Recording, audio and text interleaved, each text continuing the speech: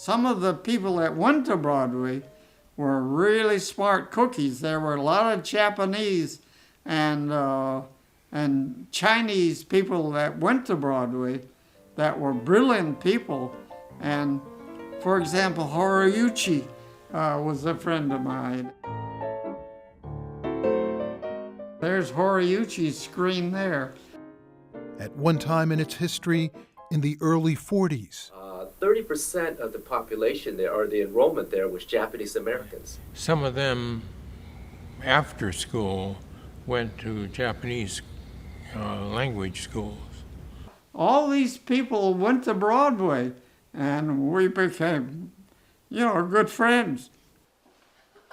Louise Cascino and Patsy Love were good friends then, best of friends now.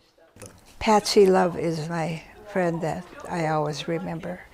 And she was my friend all the way through, so she even came to the Puyallup Fairgrounds where we were incarcerated. And as I think about it now, that was a long ways for her to come. We were always friends. I would say that when Pearl Harbor came, we didn't think it was right that Louise would have to go to, all of the kids would have to go to camp.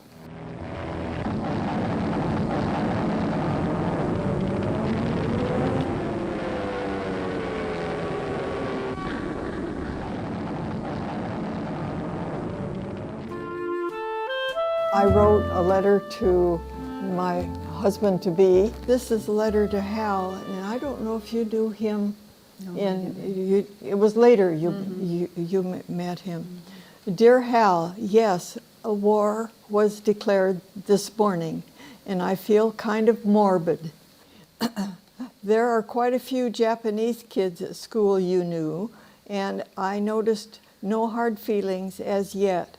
We talked to them about it too, and some said their parents were very surprised and disgusted about the situation. No question.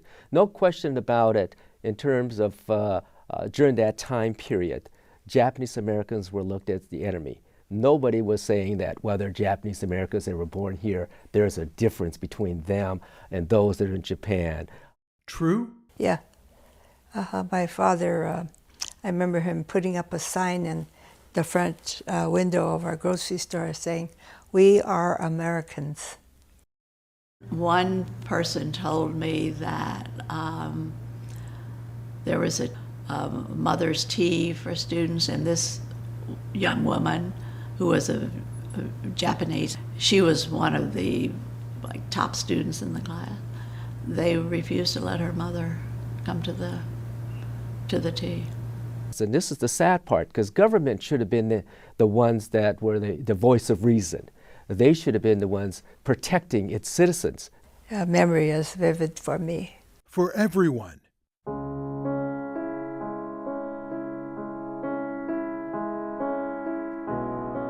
May 14th, 1942.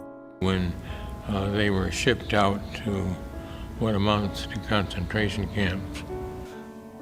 They got to go. Why? That was a shock to myself, at any rate.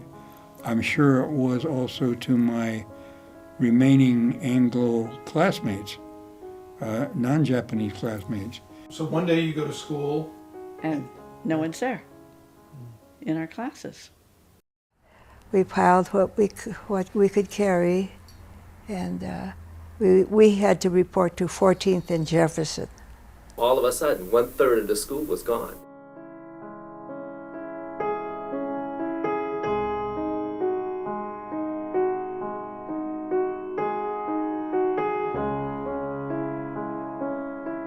Stuart Olds remembers how he felt coming to school that day. Absolutely, and deeply resenting it. And we felt, as I still do, that it was a terrible mistake. Just outside, we're supposed to meet on that corner, on that block. And then what? The bus came and took us away, yeah.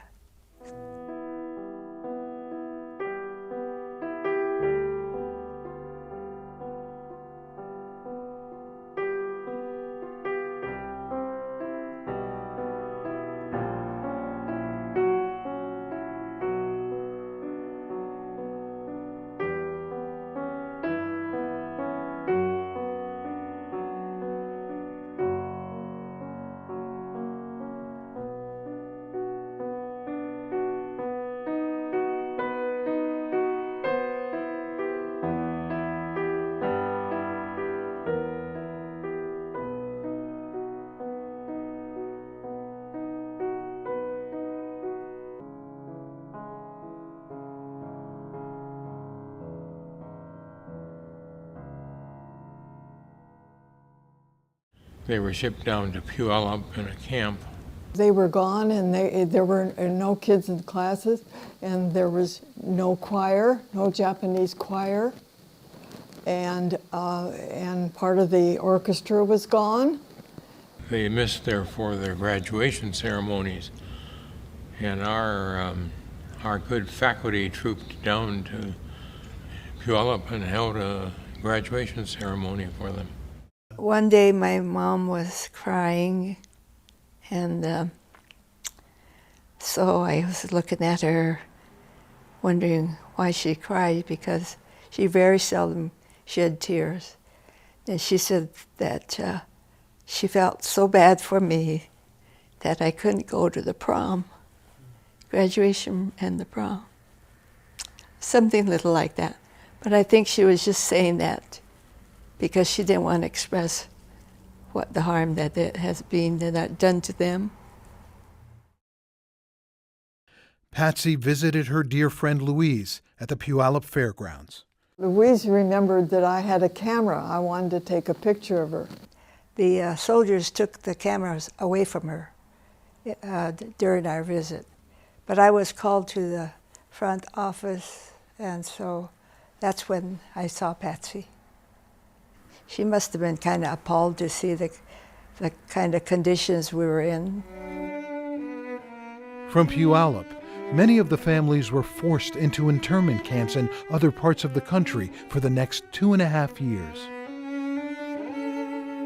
Al Sugiyama's parents graduated from Broadway High. That's Harry Sugiyama, class of 32, and Teiko Nagai, class of 36. They'd already graduated when the family was rounded up and forced into the internment camps. There was barbed wires all around. There was all the soldiers out there with the guns pointing. You couldn't leave. And there was cases where an individual walked away, one of the persons that they knew, and, he was hard of hearing, he was elderly, and when he started walking out, they shot and killed him. So they said it wasn't a fun time. It was strictly a racist issue that they were taken because they looked like the enemy. This is obviously before you were born. Right. Well, first of all, my oldest sister died in camp, and when she was first born. The conditions were so bad, my mom talked about. So the baby died after she was born, just a few days later. And so that was a real sad time, and they were quite angry. My dad was saying how angry he was because he knew that the baby would have lived had it not been for the conditions. There were many of us who felt exactly the same way. This is not right. This is unfair. Well, so be it. It happened anyway, like things often do, and couldn't do a thing about it. 1/3 of the school was gone, and one quick swoop. And that is what led to the demise, really, of Broadway High School. Many other students left Broadway High to enlist. He dated some, and they went off to the service, and some of them didn't come back. But that seemed to be, among a few of us, the in thing to do is to join the National Guard, in which I did. I had received word from home that my friend Dave Witt, who had been in the Air Corps at the time, the Air Force, but he had been a gunner and had been shot down in the South Pacific. Well, that encouraged me to do this, and in a matter of weeks I was gone and on a whole new mission with the B-17. Flying an airplane, it can go 400 miles an hour. All of a sudden, we're hearing fighters in the area, and then all of a sudden, they're there. Yeah. But that has nothing to do with Broadway High School, does it? No, but that's all right.